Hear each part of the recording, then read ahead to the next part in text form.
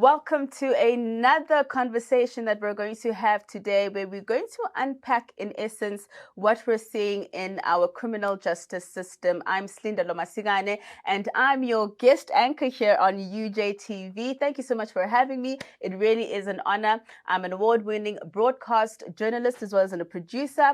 I work for a 24-hour news channel known as eNCA, and today I'll be speaking to one of your own who, of course, works at the UJ Law Clinic to just unpack, I think, one of the most fascinating cases South Africa has ever seen. I think it's definitely one that's going to be turned into a movie, a series, a documentary, but definitely it has captured South Africans as well as the entire world in terms of the intricacies and the developments around the best escape. But I want to introduce our guest. That is Mr. Elton Hart from the UJ Law Clinic. Thank you so much for your time.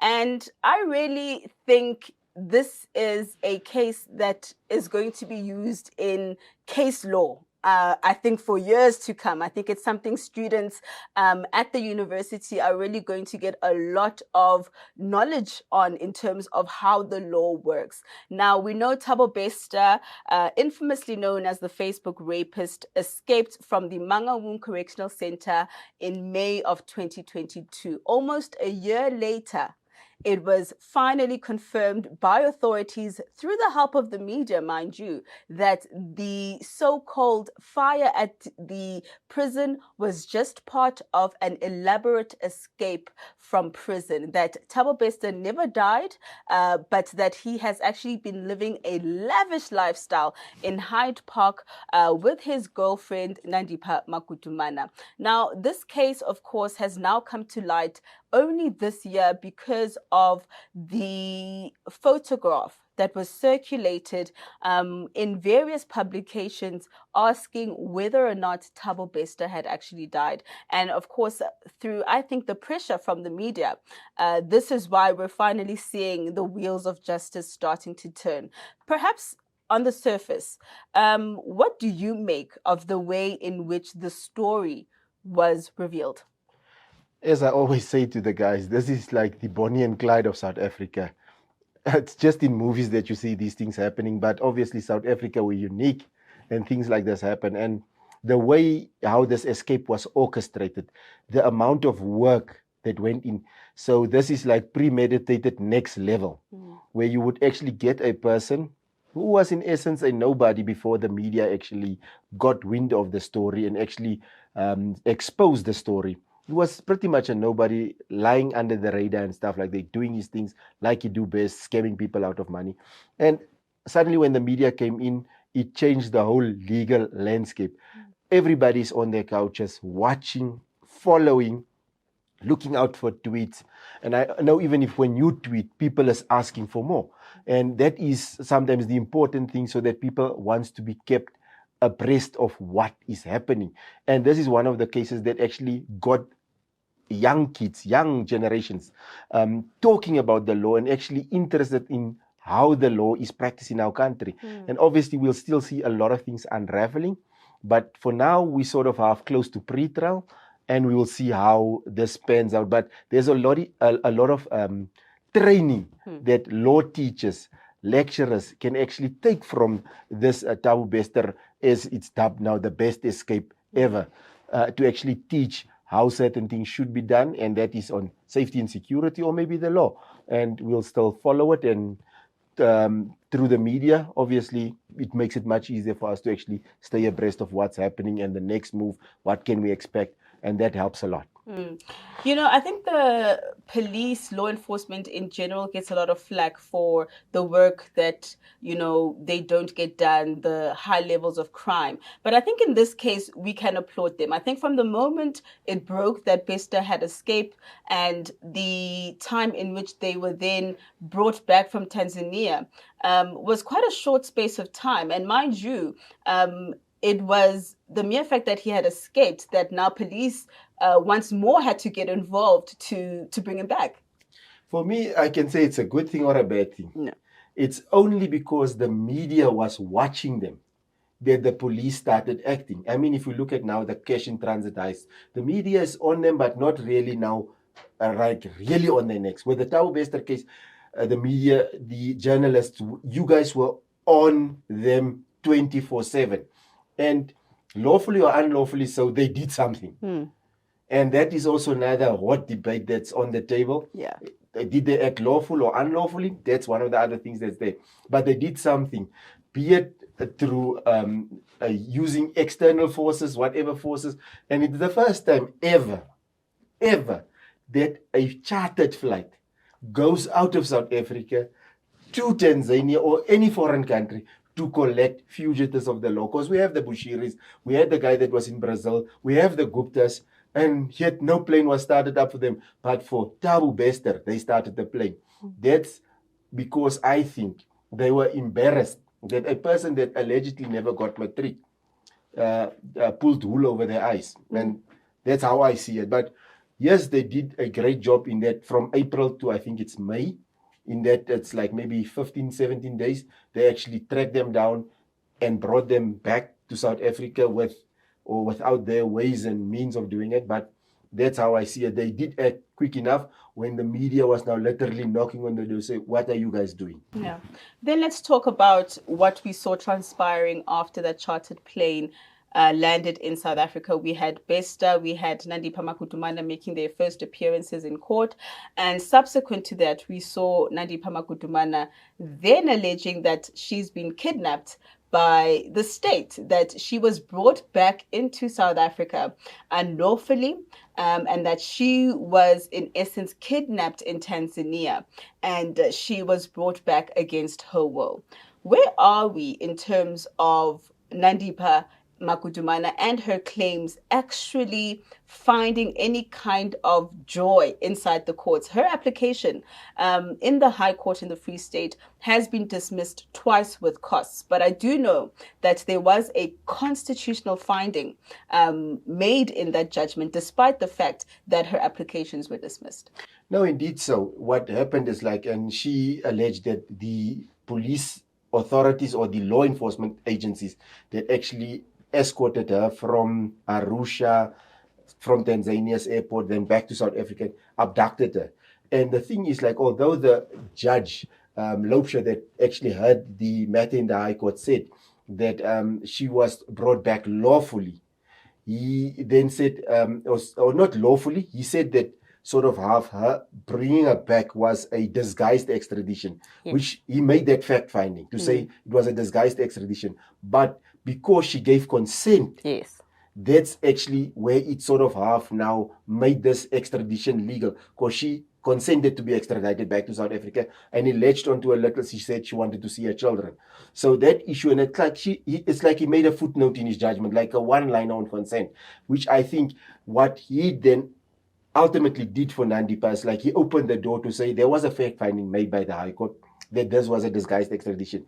And once the court makes that fact finding that it's a disguised extradition, you need to then follow extradition laws. And then if one go look at was the extradition laws followed between the two countries, was all these conventions adhered to, then one sees maybe she's got a leg to stand on as to actually take it further. But as I said, if she gets joy in the High Court to say, okay, you were extradited, it was unlawfully done, so you must be released, it will be a short-lived joy. Because if they release her today, she can't exit the borders of South Africa. She has to remain inside because her passport is with the investigating authorities. Unless she uses her imagination, like it seems from the evidence that's currently on the table, that she used the imagination to get out of the country, she might go out. But technically, it will be a short-lived joy.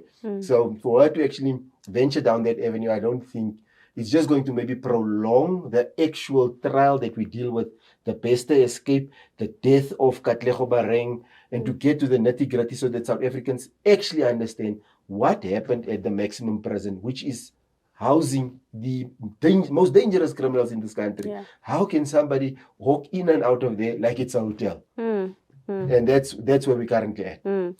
Len, let's talk a little bit more about the charges and the seriousness before we get to the rest of the accused in the dock, right? Because majority of those who've been implicated are former or suspended G4S employees. Now the charges: corruption, fraud, aiding and abetting a convict. These are various very serious charges. What kind of terms are we looking at if those accused are found to be guilty? And perhaps, with the charges, should any more be added? Because you would remember the state dropped the murder charge in relation to the body that was planted in the cell. Obviously, and remember, the state can add a charge at any stage, also during the trial. But also, if evidence comes up that gives rise to a competent verdict, the court can still find you guilty, although you are not, maybe they say fraud. We can't prove fraud, but there's other charges that comes out of the evidence. The court can find you guilty of that.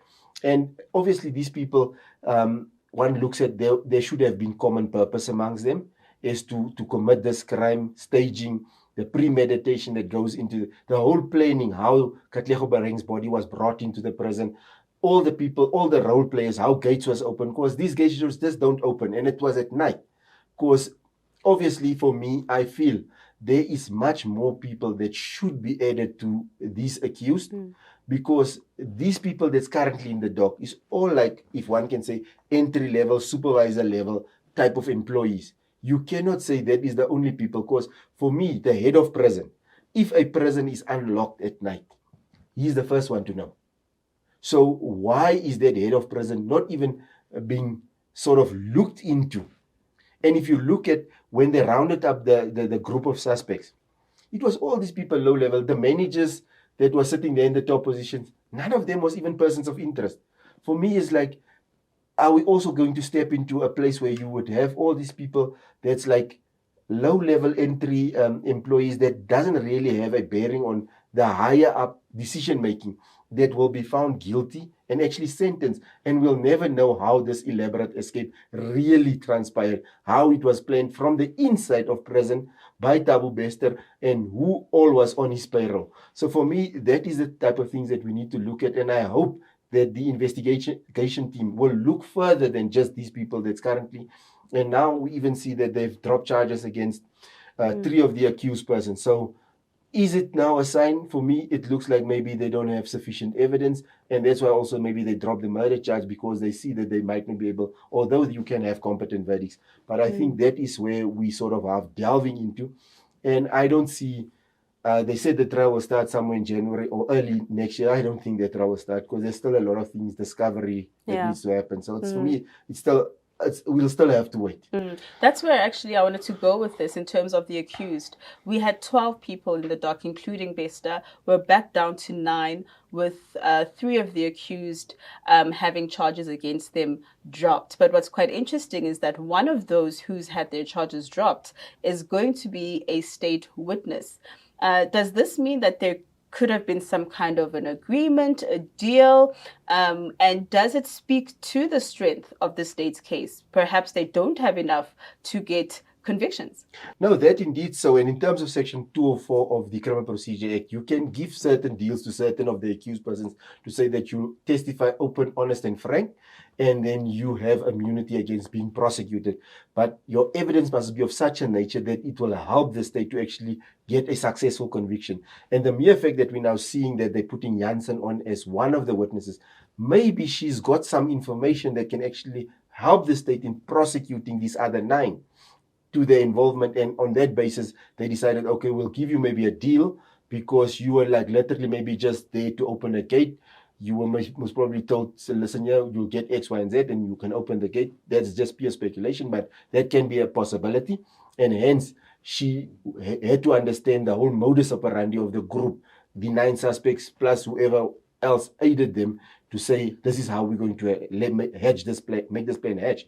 And I think there it's where they offered the deals. And we don't know of the other 2. We know about Jansen that's being called as a witness for the state. We don't know of the other 2, Mir and Ramololo, who's also maybe going to be added later on as witnesses for the state, and to see. And also maybe, big surprise, we might get Nandi Pakum being offered a deal to actually throw Thabo under the bus. That's also a possibility. I mean, it's really still early days. The other accused, in terms of them getting bail, initially they were denied bail, but they went to the High Court and that decision was overturned. We're also seeing Nandipa, about 4 months after she was brought back from Tanzania, finally launching a bail application and seemingly throwing Bester under the bus and saying that, hey, I was taken out of the country against my will. I was also kidnapped by Bester. She's also been denied bail. Does she have any chance of actually being granted bail in any other court? No, indeed. So she has the right to appeal the decision of the magistrates court where they denied her bail. She can then go to a high court to say, listen, yeah, I was denied bail, but the court did not consider my entire circumstances before it and come to a just verdict, and hence I want you to look at it. That's the normal procedure that she can follow. And obviously, because I think she's also tagging on the story that the other accused was in a similar position, that they were denied bail and they had to approach the High Court. For the High Court, normally it's like they look at, is this person going to stand trial? Look at, is he a flight risk? All those type of things. The one thing that counts against her is that she had the ability to move over our borders of the country. But now, for her to actually say that, listen, yeah, I'm not a flight risk. She had to now put the tail or the tag on to say, I was abducted against my will. Thabo told me I was coerced in actually doing that. So that is on the record now. For the High Court to now consider to say, but maybe she's telling the truth. And if that happens, she might get bail. And one never knows. Maybe they might plan the second escape if she's outside. And that's what the authorities fear. If Nandi is outside, Thabo is inside, they can make magic. And that is maybe what they fear. And obviously, they will oppose a bail application by Nandi to the fullest extent. But obviously, we can't rule out the fact that the High Court might just overturn the decision by the Magistrates Court and grant a bail. And even if the High Court doesn't want to grant a bail, she can go to the full bench of the High Court. If they don't, then she can go to the SCA. She can even go to the Constitutional Court. She can still exhaust a lot of avenues. And eventually, if all of them don't grant a bail, it might prolong the matter. So the whole of next year, we might just be busy with bail applications for Nandipa and maybe Thabo Bester. And obviously, if they grant her bail, Thabo Bester will be following soon thereafter, maybe to say that he was abducted because she was abducted. So there's still a whole host of avenues that these two can follow, and we don't know. With them together, they an enterprise on its own. So we'll have to see. But going to court isn't cheap. How are they getting the funds to be able to get really, astute lawyers, like lawyers who are very revered in the litigation that they do? Where is Bester getting this money from? Where is Nandipa getting this money from? And is this sustainable to appeal and appeal and appeal? I would not say it's sustainable, but obviously we know that from a presence, Bester launched this big company. He was in New York. They sang happy birthday to him. And if we didn't know the better, we would never have assumed that he's just in a prison cell somewhere in Bloemfontein having this happy birthday sang to him. So that is one of the things, that he is an enterprising chap. And a lot of people say that he scammed them out of money, but I also think that he just did not scam them. A lot of people was working with him in his scam to generate income from unsuspecting people. And I think where the money comes from, there was rumors that he has some overseas bank accounts where he's actually hiding some of his money. So I think, obviously, you give your lawyer power of attorney, he can then transfer certain amounts from that account to pay these lawyers. And the lawyers that he's currently having on the team is not coming cheap, and we now know that he said he's going to beef up his team to actually bring Advocate Dali Mpofu and I think Advocate Zandile Mshololo to also come and assist in this matter. And for me, it doesn't come cheap, but I think somewhere, somehow, if he doesn't have access to a bank account, there's somebody actually paying that has a lot of money in South Africa to actually keep up this facade that Thabo Bester is currently busy with. Let's talk then a little bit more about the accused and what I've particularly noticed in court and what kind of impact that will have in terms of the fact that these accused are not trying to pretend as if they don't know Bester, or they don't know each other. There is clearly a relationship there. And would that have some kind of an impact in terms of, is the judge or the magistrate observing the behavior of the accused when they're in the dock? Because I think what was also interesting in Nandipa's bail application was that the state submitted photographs of the fact that they came in matching outfits, they held hands, they were gazing into each other's eyes, clearly trying to show that there is a relationship that has been established here. No, indeed. So obviously, these guys cannot say that they did not know each other. Obviously, from the video footage, it showed that I think it's Matswara that escorted Thabo Bester out of the prison. So somehow he knows him. Matswara's defense, which most probably been, I've received an instruction from my boss to say I have to take this guy somewhere at night for whatever reasons it might be. I just follow instructions. So that is one of the things. Obviously, you could see that there was like handshakes and fist bumps.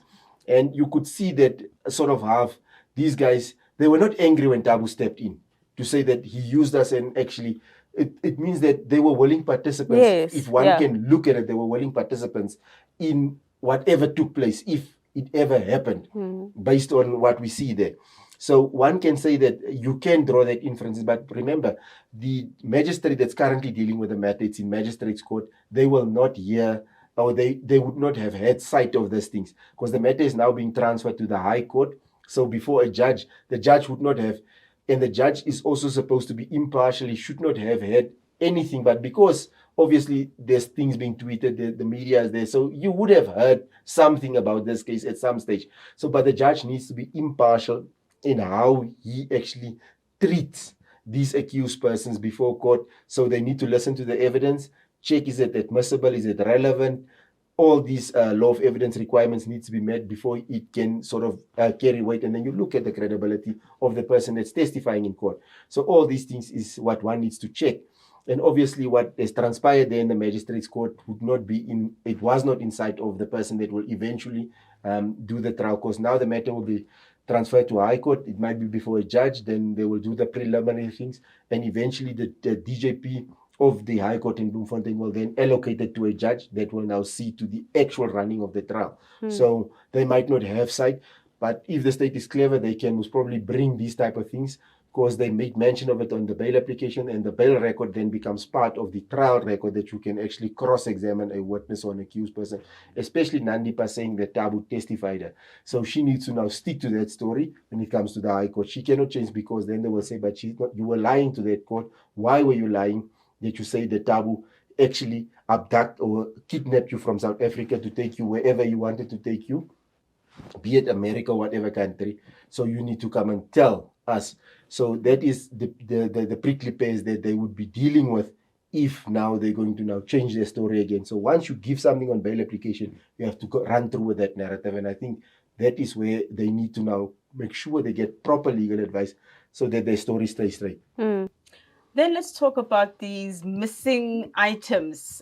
Bester claims were stolen from him: laptops, rings, money, designer clothing. It's worth millions of rands that he alleges the SAPS stole from him when they brought him back from Tanzania. I know that when items are found in an accused, they're kept in what's called an SAP 13. It's more of like a storage facility, and the accused will have access to them, I guess, when they need to. What kind of repercussions does this kind of an allegation have for the case, if any at all? No, it can have, because one needs to check if these items that he's referring to, is it items that is going to be used as evidence, or is it just his property? Now, also, when you have the SAP 13, it's where they keep all the exhibits that is evidence that they will most probably use to prove that an alleged offense was committed or not. In the case of that, he was carrying like huge amounts of monies, which is against our exchange control. So how did he get that money? Where did he get it?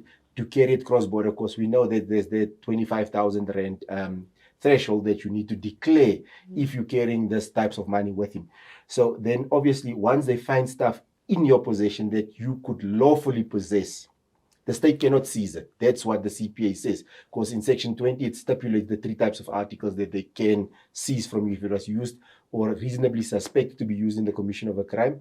they can seize it. Now with the money, they can say you can reasonably use it to evade or further evade your trial. So they could seize it. But once they seize that money to say that this is evidence that they're going to use against you, they need to record it in the SAP 13.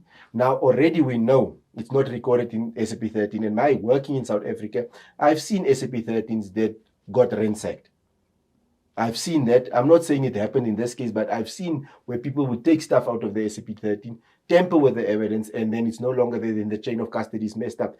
The thing that Thabo Bester need to show to the court to say that I've made this list, he must show that he legally obtained all these items that he listed to. So, yeah, I bought this watch from this Breitling watch. I heard he mentioned some of these things from the store. Here's the slip, or here's the EFT that I paid to the store.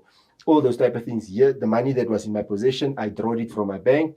Here's proof that I drawed it, or it was given to me. And maybe somebody come and actually testify that I gave him 500,000 euros, or whatever the case may be, depending on the money. So that is how you need to look at, but you have to comb through all of them to check. Does it go through as evidence, or is it just normal property that is allowed to have lawfully? Because obviously if it is not lawfully allowed to have that article, they can also seize it. And if they can prove that it was used in the commission or alleged commission of a crime, then it becomes an Article 20 item that they can seize and later be forfeited to the state.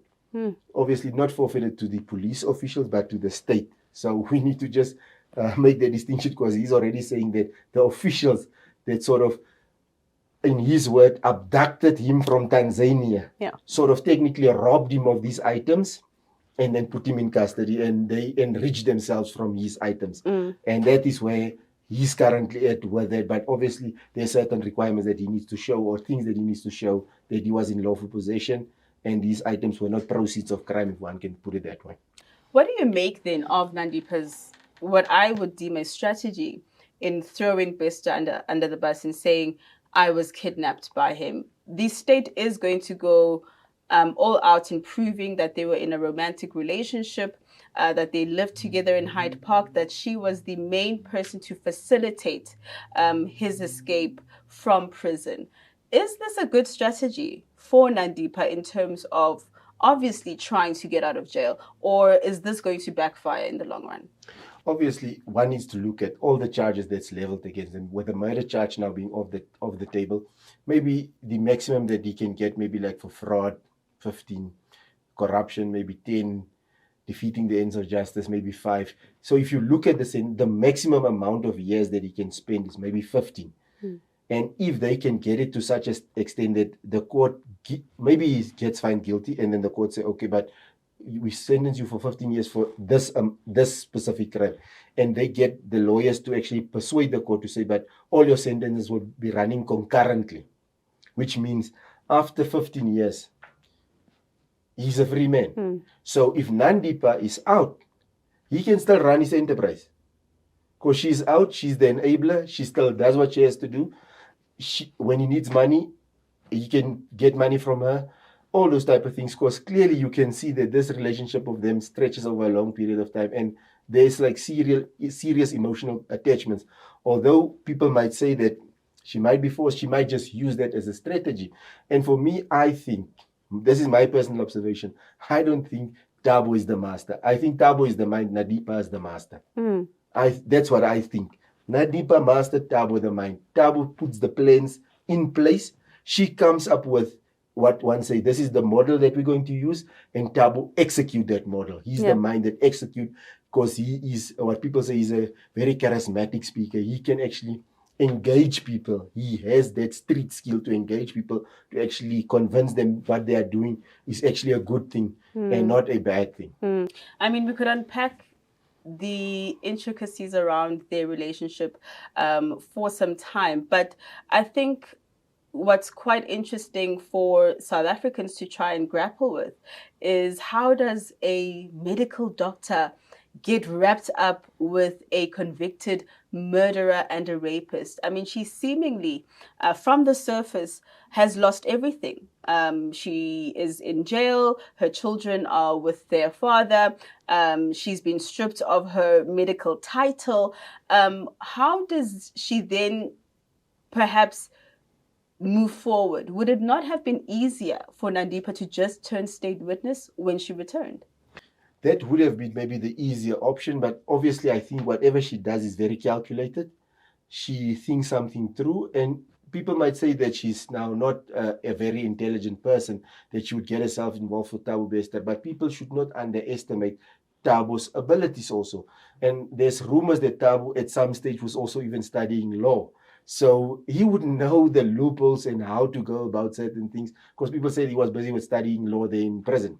So you would have most probably looked at the system and say, how do I actually check for the loopholes and stuff like that? And I think the team, and some people would not understand it, but there's a lot of documentaries out there that you will see a normal person. And there was one in America where this woman she was the prison warden, that she would got involved in with an inmate and actually help him to escape. So there's some people, they sort of have that something that's drawing them to trouble. It keeps them ticking. And maybe Nandipa is one of those people. They don't want these ordinary, boring lives that you and me is leading. Yeah. You go as a journalist, you report on stories. I go to court, I do court cases. They don't want that. They want those on the edge type of things where they just have that slight brush with the law, but getting away with it. And I think people were saying also Nandipa got away with a lot of things from a very young age. So it was always for her like, I tempt fate. So I always, because I get away with it. And the more you do it, the more you actually want to do it, because you always get away with it. And that is actually the rush, the adrenaline rush for you, because you get away with it. You trying to check, am I a level up? Am I a level up? And maybe that's the reason why she got involved with Thabo. And maybe Thabo also, to say that I'm just an ordinary guy. I can show people I can get anybody I want in my life. I need to just do 1, 2, 3, and that's why he shows if it's a medical doctor, if it's going to be a lawyer, if it's going to be a judge. If I want to be in a romantic relationship with them, I can. So that's the type of things that one needs to look at. And that is just the nature of the beast that we are dealing with, that you have these type of people in our society, unfortunately so. Let's talk then about the repercussions of the prison itself. We know that, G4S officials had to go account in Parliament. They were quite evasive. MPs were not happy with the responses they were getting from G4S. We know that this particular prison in Bloemfontein is a public-private partnership within the Department of Correctional Services, because we simply don't have the capacity to have as many prisons as we can in order for our inmates to be housed. So this private-public partnership was in essence supposed to ensure that, we have another maximum facility for, very hardcore criminals, but it's seemingly quite corrupt in terms of the manner in which it's run. I think one of the findings or statements made by the Correctional Services Commissioner was that law and order within the Mangaung Correctional Center was simply non-existent. What do you make then of the legal action taken by DCS to cancel the contract before it expires? Is this a good move, or are we seeing the state perhaps succumbing to public pressure to act? For me, I see it's the state succumbing to public pressure, because the public wanted the state to do something, and then the minister jump onto the podium and say, listen, we're going to cancel the contract. But it's not as easy as this. Contract law dictates there is certain instances in which you can actually just cancel a contract. So there would be penalty clauses in. And if DCS is really trying to be now sort of half being this clean slate people, just 2 weeks ago, there was 2 people that escaped from a facility that was run by DCS. So it shows even themselves, they don't have the capabilities and qualities within their ranks to actually make sure that a prison is not impenetrable, so that people cannot just walk in and out of there. So for them to cancel the contract, there will be more financial repercussions for them than to actually just say, listen, let's just wait for 2026 and we don't renew the contract. Then we take back our facility, and it also gives us sufficient time to actually train adequate officials that will take over the prison to just come and jump in there. Now it means that you're going to put in a lot of officials in the deep end, and we might have 10 other Thabo Besters walking out of that prison because they just don't have the skills, because a maximum facility works totally different from the ordinary facilities, and you need to have people that's skilled. You need to have like your that EST teams that comes in that make sure when there's riots and stuff like that, because these are people that has a slim chance of ever seeing freedom again. That's housed there. So they will do anything and everything within their powers, and these people have got the whole day to think about committing crimes. They've got the whole day. They've got time is at their leisure. Yeah. So you need to now look at what type of people I'm going to match them up with to keep them in check. And DCS, they've shown over the years, because we have cell phones in prisons, we've got drugs in prisons, and they can deny it and say, these things walk in and out of prison easily. So is it through officials? Is it through offenders? We don't know. So they need to come and prove that they have the capabilities to run a maximum facility. Because these people, they would kill each other. And there's like, you have the number gangs inside the prisons. They can sort of make a prison unruly if they see that the people here to actually look after us doesn't have the capabilities to actually manage us. And I think premature by DCS, they was just supposed to say, okay, let's go to the boardrooms. You guys will explain to us what happened. We investigate and we see how we take remedial action so that this doesn't happen. And we wait for your contract to end. We don't renew it. We put in our people that has now been trained to handle a maximum facility. Because sometimes we say we've got maximum facilities with people, but if you look at that facility, you say anybody that has time on their hands can escape from this place. Let's talk about how we're seeing this case playing out. Much like the Mayuba case, a lot of media attention is on this matter. Just how much of this case, in your opinion, are we seeing a matter that's being tried in the court of public opinion? You talk about how this escape, in essence, embarrassed and humiliated the state and its capabilities around housing inmates, ensuring that, there aren't such elaborate escapes. Talk to me about what we saw in that last appearance. Nandipa allegedly being assaulted, being dragged to court while she's sick. The allegations made by Bester or him beefing up that legal team and dropping some big names. Do you see that this case, in some way, the accused are using it, or the state perhaps using it to try and garner some kind of support from the public? Now, obviously, like doing certain things, obviously, I think Bester bringing on Advocate Dali Mpofu, because he knows Advocate Dali Mpofu. People might say he's losing a lot of cases, but he's adored by the South Africans because he always takes on those difficult cases that nobody else wants to touch. The underdog cases. Yeah, the underdog cases. Yeah. He likes to take on those cases to challenge the legal principles, because it's about developing the legal principles, and other people will not dare step into that ring. And hence, he's most probably trying to say, okay, I'm going to bring in a person that has a bull terrier mentality. He will not give up. Even if the odds is stacked against him, he will fight to the bitter end. So I think that is now a little bit of mind games played by the state and the defense. Obviously, you can see that now also the state is bringing in people from the provincial office to now come and deal with certain matters. Even the indictments that was read out, you can see it was somebody from the DPP's office there in Bloemfontein that came to, and now you can see it's now like sort of half. They want to see now who's the big dog barking, yeah?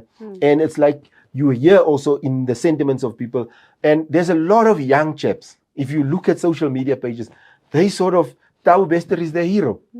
Thabo Bester is the hero, and they just, because our government also has done a lot of damage themselves, because failing to do so many things, proper policing and those type of things, where Thabo Bester just further exposed these DCS operations, police operations, the weaknesses. So people is like saying, yeah, there's somebody that actually now put it, that rubbed it in your face to say, you guys are weak, you're not giving us what we want, and that's where he rallies the support from that side. And then also you have people that supporting Nandipa as the victim, and there's also people that sort of have saying paint her with a villain brush. But what Nandipa does great, and I think she also plays the gallery, is she always has this eloquency about her, and when she comes to court, she's got makeup, her hair is done properly, and I see in the comments people are saying, But where does she get time to do all these things? I mean, if you contrast it with how she appeared in the very beginning and how we're seeing now, I could say somebody advised her that you trying to come to court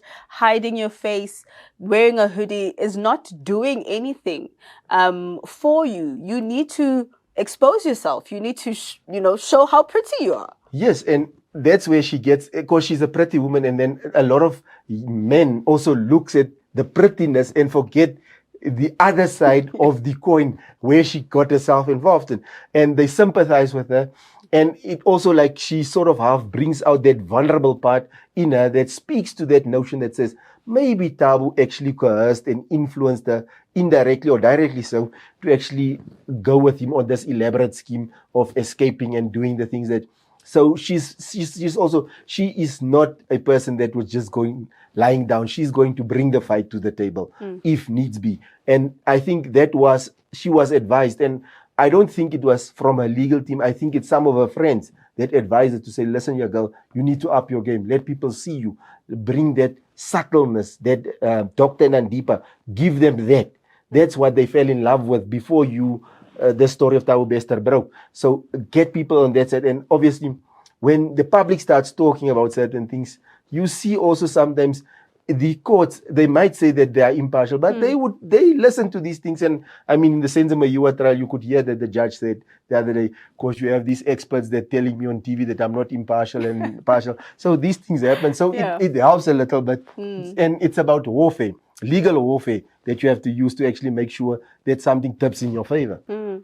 Talk to me then about whether the state has done enough to successfully convict the 9 people currently in the dock. For me, at this point in time, the state has not shown properly all the evidence that it has.